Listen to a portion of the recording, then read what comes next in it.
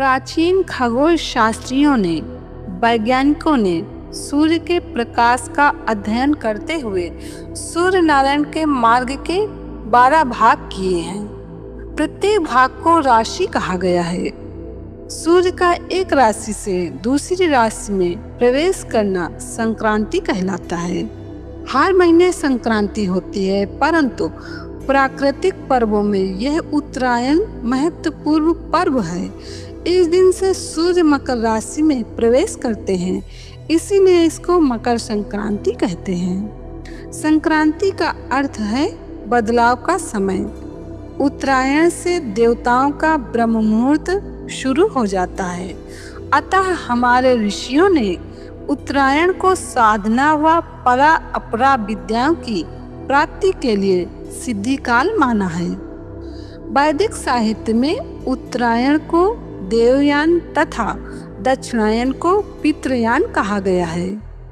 मान्यता है कि इस दिन सूर्यदेव पूर्व दिशा से उत्तर दिशा की ओर प्रवेश करते हैं, यानी कि सूर्य भगवान पूर्व दिशा से उत्तर दिशा की ओर अपना मुख कर लेते हैं और सूर्य के उत्तरायण होने की वजह से उनकी किरणें सेहत और शांति को बढ़ाती हैं। सूर्योदय होने से प्राणी जगत में चेतना का संचार होता है और उसकी कार्य शक्ति में वृद्धि होती है। सृष्टि में जीवन के लिए सबसे अधिक आवश्यकता सूर्य की है। सूर्य की गति से संबंधित होने के कारण यह पर्व हमारे जीवन में गति, न चेतना, न उत्साह और न स्फूर्ति लाता है। उत्तरायण के बाद दिन बड़े होने लगते हैं। मकर संक्रांति के दिन ही भीष्म पितामह जी ने महाभारत का युद्ध समाप्ति के बाद सूर्य के उत्तरायण होने की प्रतीक्षा में मकर संक्रांति को प्राण त्यागे थे। मकर संक्रांति के दिन ही गंगा जी कपिल मुनि के आश्रम से होकर समुद्र में जा मिली थी और भगीरथ के पूर्वज महाराज सगर के पुत्रों को मुक्ति प्रदान की थी। श्रीमद् भगवद गीता में स्वयं श्री कृष्ण भगवान ने मकर संक्रांति की महिमा का वर्णन किया है कि उत्तरायण के 6 मास के शुभ काल में जब सूर्य भगवान उत्तरायण में रहते हैं, तब शरीर का परित्याग करने से व्यक्ति का पुनर्जन्म नहीं होता है। कहा जाता है कि इस दिन प्राण त्यागने वाले लोगों को सीधे स्वर्ग की प्राप्ति होती है। कहा जाता है कि भीष्म पितामह जी ने बाणों की शैया में पड़े हुए सूर्य के उत्तरायण होने का ही प्रतीक्षा किया था।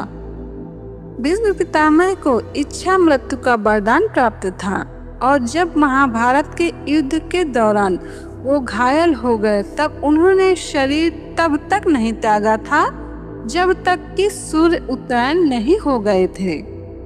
एक और पौराणिक मान्यता के अनुसार मकर संक्रांति के दिन ही भगवान विष्णु जी ने पृथ्वी लोक पर असुरों का संहार कर उनके सिरों को काटकर मंदरा पर्वत पर गाड़ दिया था। तभी से भगवान विष्णु जी की इस जीत को मकर संक्रांति पर्व के तौर पर मनाया जाने लगा है। इस दिन भगवान विष्णु जी का और सूर्य भगवान का विशेष रूप से पूजन किया जाता है और उन्हें प्रसन्न किया जाता है।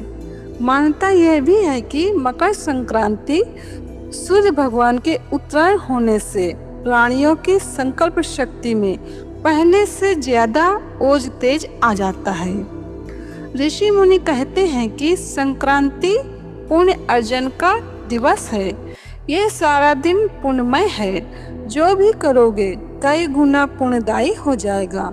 मौन रखना, जप करना, भोजन आदि का संयम रखना और भगवत प्रसाद को पाने का संकल्प करके भगवान को, जैसे भीष्म जी कहते हैं कि हे नाथ, मैं तुम्हारी शरण में हूँ। हे अच्युत, हे केशव, हे सर्वेश्वर, मेरी बुद्धि आप में विलय हो।